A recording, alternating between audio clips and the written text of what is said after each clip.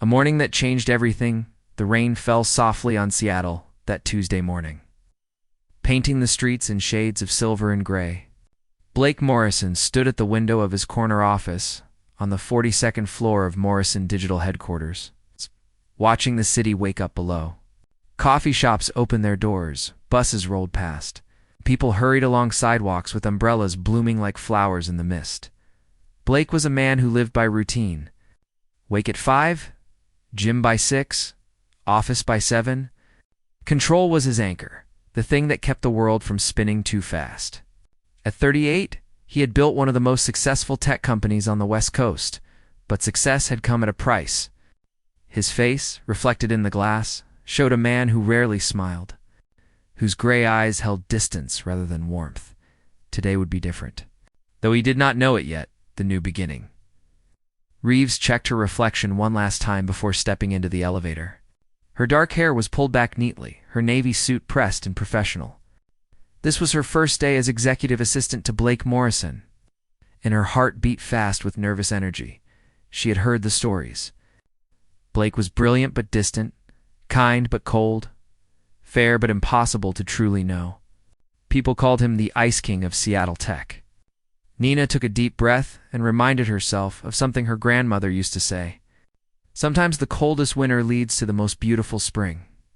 The elevator climbed higher and higher, and with each floor, Nina felt both excitement and worry mix in her chest.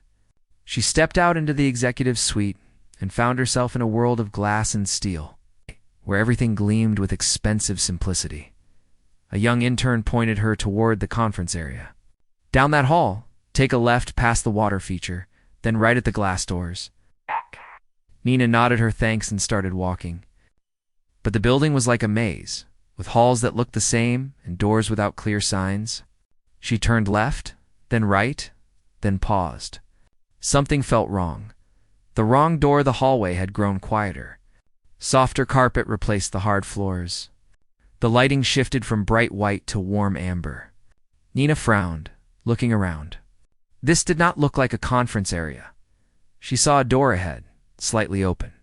Thinking perhaps someone inside could help her, she knocked gently and pushed it wider. Hello? I'm looking for the conference room, and I think I'm lost. The room was beautiful. Windows stretched from floor to ceiling, showing the rain-soaked city beyond. There were plants in copper pots, a leather couch, and soft music playing from hidden speakers. It felt more like a private living space than an office. That is when she heard the sound. Someone crying, trying to be quiet about it. Nina stepped further inside and saw a figure sitting on the window seat, shoulders shaking, face in hands. It was a woman, maybe in her 50s, wearing a custodian uniform. Are you okay? Nina asked softly. The woman looked up, startled, eyes red and swollen. Oh, I'm sorry. I shouldn't be in here. I was just cleaning, and then I got a phone call, and the news was bad, and I couldn't hold it together anymore. Nina's heart broke a little. She walked over and sat beside the woman. What happened? My daughter. She's sick. Very sick. And I don't know how I'm going to pay for her medicine. The insurance doesn't cover it all, and I'm so scared. Without thinking, Nina took the woman's hand. What's your name? Rosa. Rosa. I'm Nina, and I know we just met. But I promise you're not alone in this. There are always people who want to help. You just have to let them know you need it. Ross squeezed her hand and managed a small, grateful smile. They sat together for a moment. Two strangers connected by simple human kindness. Then the door opened. The meeting. Blake Morrison walked in and stopped. He had come to his private rest area to grab a file he left behind, and now there were two people sitting by his window. One was Rosa, the night custodian, who sometimes came early. The other was a woman he did not recognize. What's going on here? His voice was calm but carried authority. Nina stood quickly, her face flushed with embarrassment. Mr. Morrison, I'm so sorry. I'm Nina Reeves, your new assistant. I got lost trying to find the conference room, and then I found Rosa upset, and I wanted to make sure she was okay. Blake looked between them. Most people, when caught somewhere they should not be, would make excuses or run. But Nina stood there with honest eyes, not apologizing for helping someone, Only for being in the wrong place, Rosa, Blake said more gently. Are you all right? Rosa stood too, wiping her eyes. Yes, Mr. Morrison. I'm sorry for being in here. I just needed a moment. Blake studied her face and saw the pain there. He had learned long ago to read people, and Rosa was not someone who cried easily. What happened? Rosa hesitated, but Nina gave her an encouraging nod. So Rosa explained about her daughter, about the medicine, about her fear. Blake listened without interrupting. When she finished, he said simply, "Give the details to Nina. We'll take care of it." Rosa's eyes went wide. Mr. Morrison, I couldn't possibly. You're not asking. I'm offering. Everyone who works here matters. That includes family. Tears came again, but this time from relief. Rosa hugged Nina, thanked Blake with a voice full of emotion, and left the room floating on hope instead of drowning in worry. The unexpected connection when the door closed. Silence filled the space. Blake turned to Nina, and for the first time really looked at her. She was younger than he expected, maybe late 20s. Her eyes were kind but strong, the kind of eyes that saw people rather than just problems to solve. That was a good thing you did, Nina said quietly. You started it, Blake replied. I just listened. You're the one who can actually help. Blake walked to his desk and picked up the file he came for. The conference room is 2 floors down, Miss Reeves. The intern gave you the wrong directions. Nina laughed, a sound that somehow made the gray morning feel lighter. That explains a lot. I thought I was losing my mind. Blake almost smiled. Come on. I'll show you where you're actually supposed to be. They walked together through the halls of Morrison Digital. Nina asked questions about the company, about the building, about Seattle.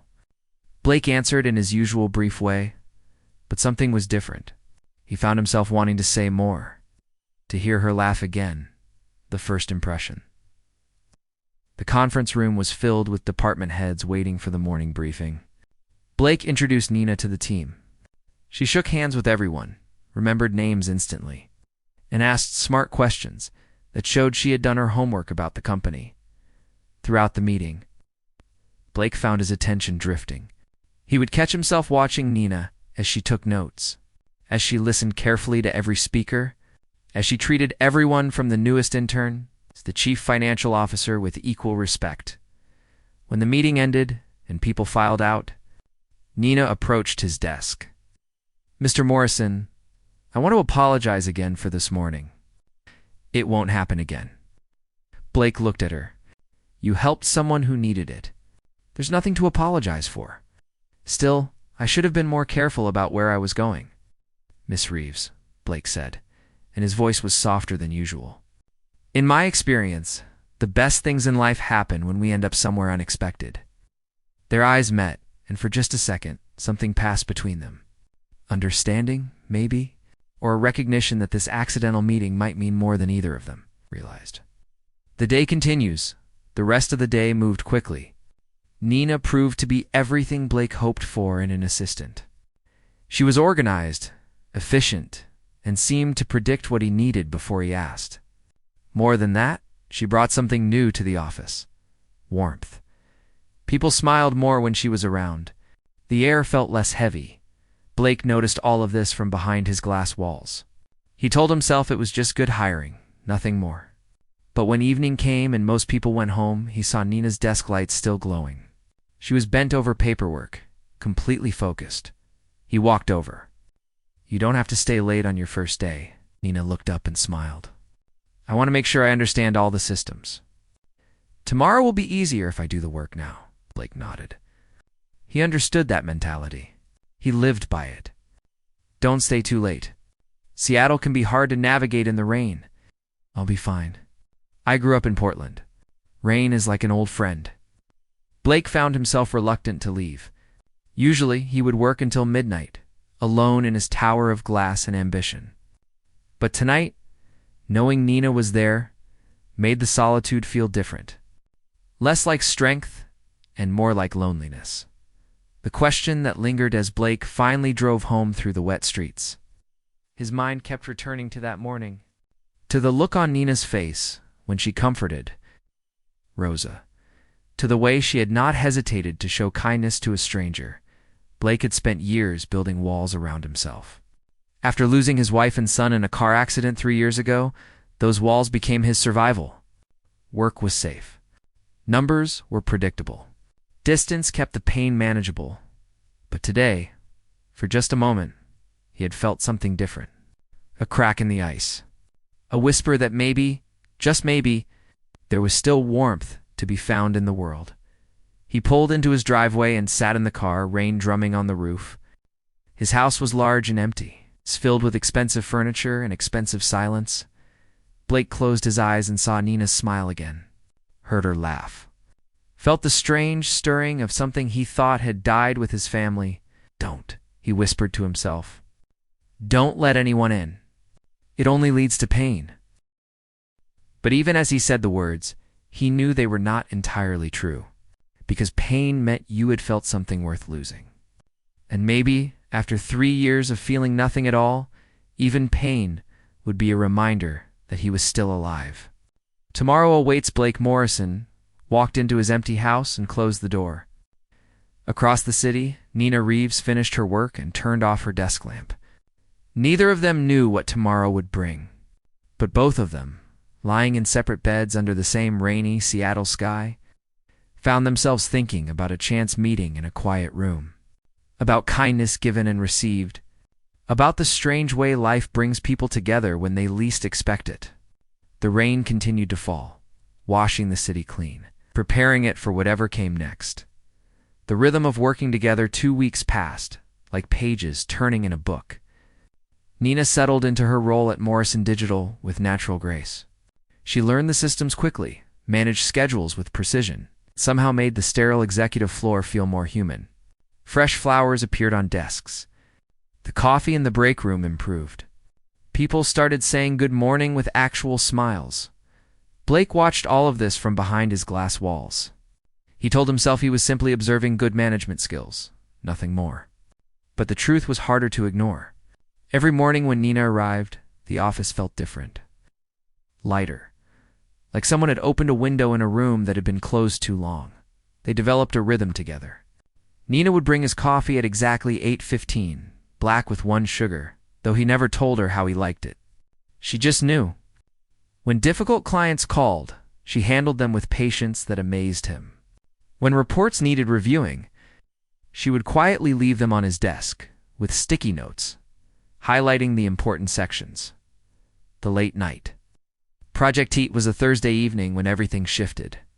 Morrison Digital had been working on a major contract with a European company. The presentation was scheduled for Monday, and the entire project hung in the balance. Blake stayed late, as he always did, but this time he was not alone. Nina knocked on his door at 7 in the evening. "Mr. Morrison, I've finished organizing the presentation materials. Would you like me to review them with you?" Blake looked up from his computer. Outside, the Seattle sky had turned deep purple, and city lights were beginning to sparkle. "You should go home, Miss Reeves. This isn't your responsibility." "With respect, sir, making sure you have what you need is exactly my responsibility." Something in her tone made Blake pause. There was determination there, but also something softer. She genuinely wanted to help, not out of obligation, but because she cared about the work. "About him, maybe, right?" he said. "Let's go through it together." They moved to the conference table, spreading documents across the polished surface. Nina had organized everything by color and category. As they worked, Blake found himself talking more than usual, explaining his vision for the company, sharing concerns about the market, speaking thoughts he normally kept locked inside. Nina listened with full attention. She asked questions that made him think differently, offered suggestions that were surprisingly insightful. The hours slipped by unnoticed. The personal moment at 10 o'clock, Nina stood to stretch. She walked to the window, looking out at the glittering city below. It's beautiful at night. All those lights, all those lives happening at once. Sometimes I wonder about the stories behind each window. Blake joined her at the glass. "What made you come to Seattle?" "Your resume said you were in Portland." Nina was quiet for a moment. When she spoke, her voice carried old pain. I needed a fresh start. My father died last year. Cancer. I was his caregiver for 2 years. After he passed, I realized I had built my whole life around taking care of him. I needed to find out who I was on my own. Blake felt something tighten in his chest. He understood loss. He understood building your life around someone only to have them disappear. I'm sorry about your father. Thank you. He was a good man, a teacher. He used to say that the purpose of life is to find your gift, and the meaning of life is to give it away. Nina turned to look at Blake. What's your gift, Mr. Morrison? The question caught him off guard. No one had asked him something like that in years. Business questions? Sure. Strategy, numbers, projections. But this was different. This was personal. I don't know anymore, he admitted quietly. Nina smiled softly. Maybe that's what you're supposed to figure out. The wall goes up the next morning. Blake arrived at the office determined to rebuild the distance. Last night had been too personal, too vulnerable. He had shared things he should not have shared. Felt things he could not afford to feel. When Nina brought his coffee, he barely looked up. Thank you, Miss Reeves. His tone was cold, formal. Nina noticed immediately. Her smile faltered, but she said nothing, just nodded and returned to her desk. Throughout the day, Blake kept his interactions brief and professional. He needed Nina to understand that last night was an exception, not a pattern. He could not let anyone get close. The risk was too great. Nina worked quietly, efficiently, but the warmth that usually surrounded her had dimmed. Other employees noticed. The office felt heavier again, like clouds had covered the sun. The introduction of Derek Vaughn that afternoon. A man arrived at Morrison Digital with confidence that filled every room he entered. Derek Vaughn was tall and polished, with silver hair and a smile that never quite reached his eyes. He was a business consultant who had reached out to Blake months ago, promising to triple company revenue through strategic partnerships. Blake had been skeptical at first, but Derek's credentials were impressive. He had helped dozens of companies expand internationally. His references were glowing. Slowly, Blake had let his guard down. Blake, my friend, Derek said, shaking his hand firmly. Ready to change the game? They spent the afternoon in meetings. Derek had plans for Morrison Digital that were ambitious and exciting. New markets, new products, new possibilities. Blake found himself drawn in by the vision. Nina sat in on the meetings, taking notes. But something about Derek bothered her. The way he spoke was smooth, maybe too smooth. The way he looked at people felt calculating. She could not explain it. Just a feeling in her gut that something was wrong. The growing concern over the following days. Derek became a regular presence at Morrison Digital. He had meetings with Blake behind closed doors. He reviewed financial documents. He talked about restructuring departments and shifting resources. Nina began to notice strange things. Files that should have been archived were being accessed. Emails were being sent late at night when the office was empty. Small inconsistencies in reports that did not quite add up. She tried to tell herself she was being paranoid. Derek was a professional with years of experience. Blake trusted him. Who was she to question that? But her father had taught her to trust her instincts, and her instincts were screaming that something was very wrong. The discovery begins late one evening. Nina stayed after everyone else had gone home. She told herself she was just catching up on work, but really, she wanted to look at some of the files Derek had been reviewing. She started with basic contract documents. Everything seemed normal at first, but then she noticed a pattern. Certain accounts were being mentioned repeatedly, accounts she did not recognize from the company's standard operations. Nina pulled up older records, going back several years. That is when she found it. A reference to something called the Phoenix Initiative. The name appeared in documents from 4 years ago, then suddenly stopped. She did a search through the company database. Phoenix Initiative appeared in incident reports. Her heart began to beat faster as she read. 4 years ago. Morrison Digital had a research division working on experimental technology. There had been an accident, a fire in the lab. 2 people had died. Nina's hands trembled as she read the names. Sarah Morrison, wife of Blake Morrison, and their 7-year-old son, Tyler Morrison? She sat back in her chair, feeling sick. Blake had lost his family in a company accident. That explained so much.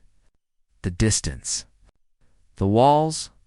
The way he threw himself into work as if running from ghosts. But what made her blood run cold was seeing the Phoenix Initiative name appear again in recent documents. In files Derek Vaughn had been accessing. The terrible connection. Nina spent the entire night digging deeper. She found more connections, more patterns. Derek's consulting company had ties to the original contractors who built the research lab. The same contractors whose faulty wiring had caused the fire. It looked like Derek was reopening old projects under new names, using Blake's trust and grief to gain access to company resources. Maybe even planning to profit from the same type of research that had killed Blake's family. As dawn broke over Seattle, Nina sat surrounded by printed documents, her coffee long cold. She had uncovered something terrible. But how could she tell Blake? He had barely spoken to her since that night. They worked late together. He had made it clear he wanted distance. Still, she could not let this continue. Blake needed to know the truth, even if it destroyed the fragile wall between them. The confrontation approached as Nina gathered her evidence carefully. She organized everything into a folder, color-coded and cross-referenced.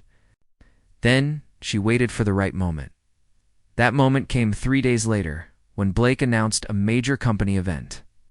Morrison Digital was hosting a technology summit, with Derek Vaughn presenting the new strategic vision.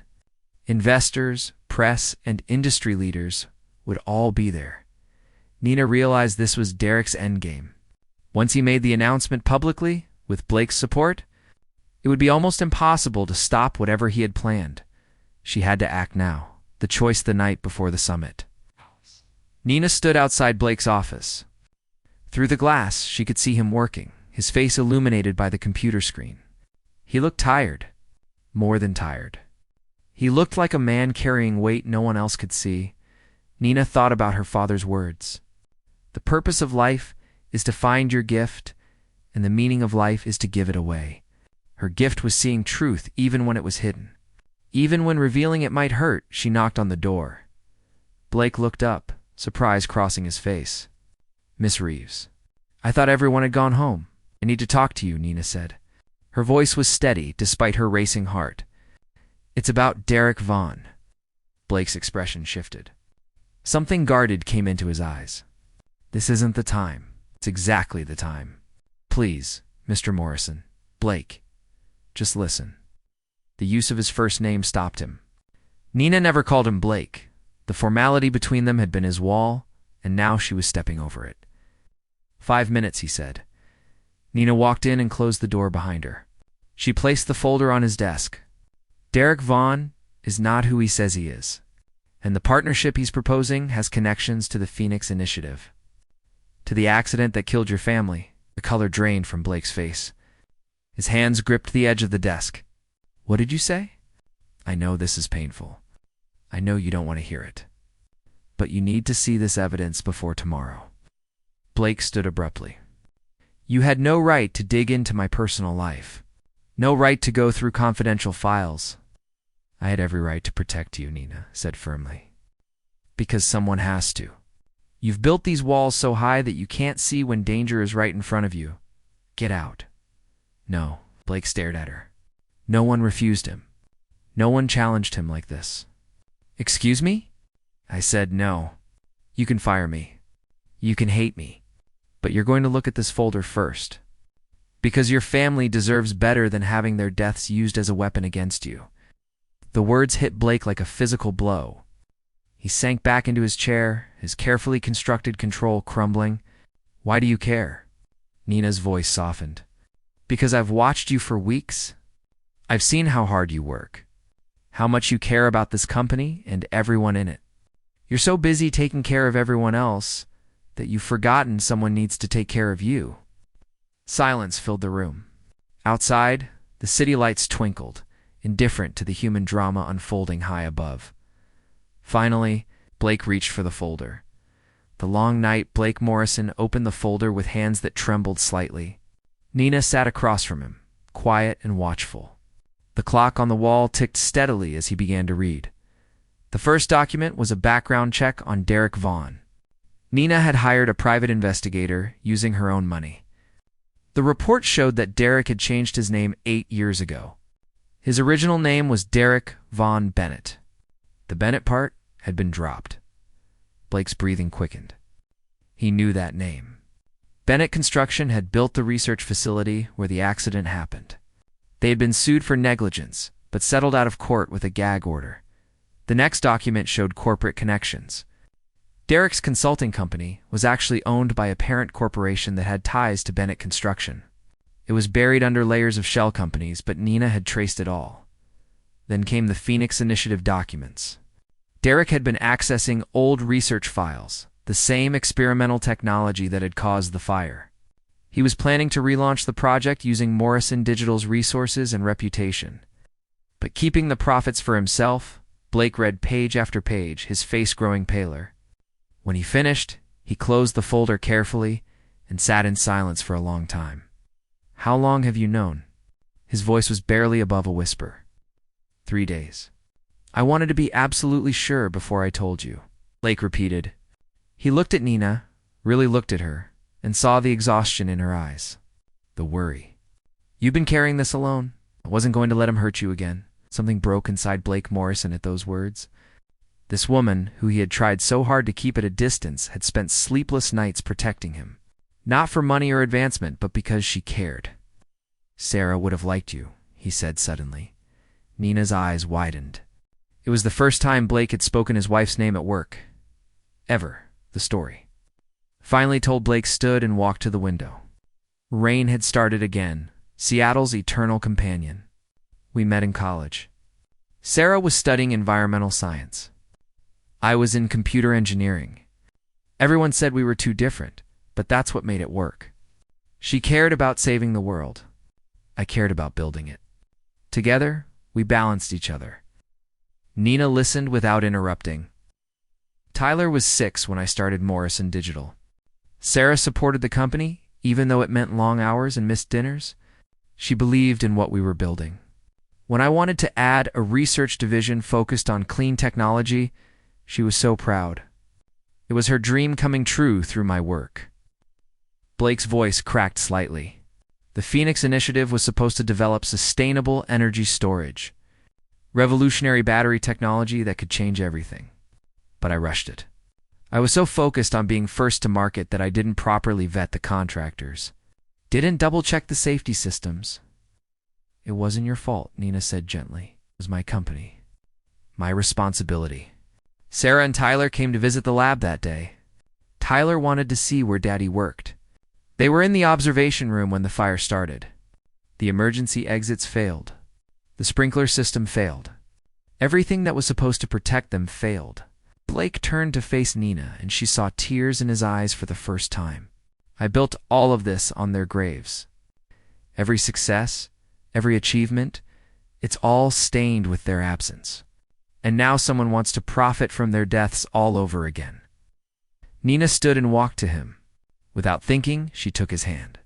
"Then we stop him. Together." The plan they worked through the night, forming a strategy. The summit was scheduled to begin at 10 in the morning. Derek would present at 11. They had less than 12 hours to gather more evidence and figure out how to expose him publicly.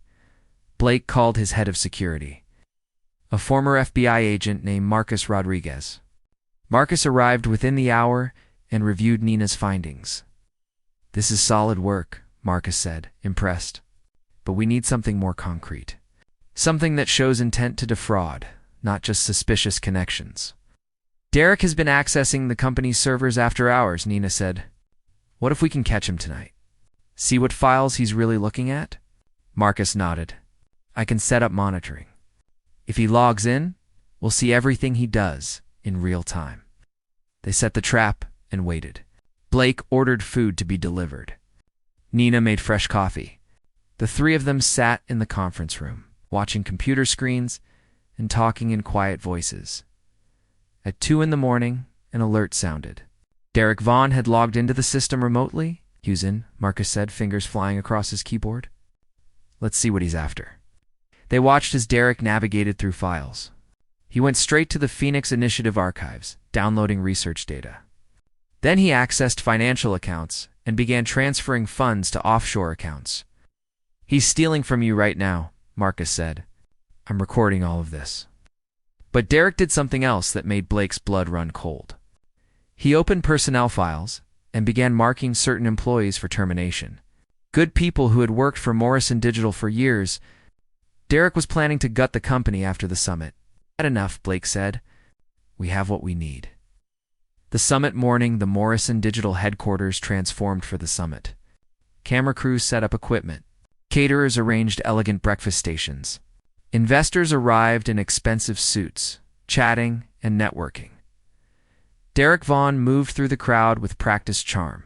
He shook hands, told jokes, and smiled his empty smile.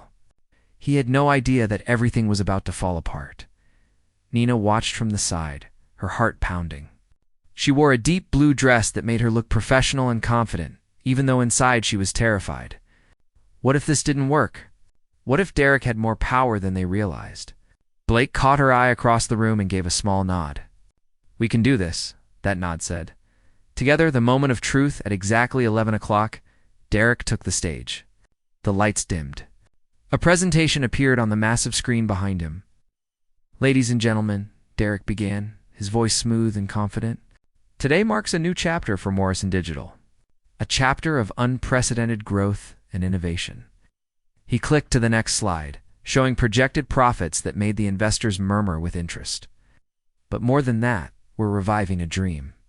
The Phoenix Initiative, once thought lost, will rise again under new leadership and bring revolutionary technology to the world.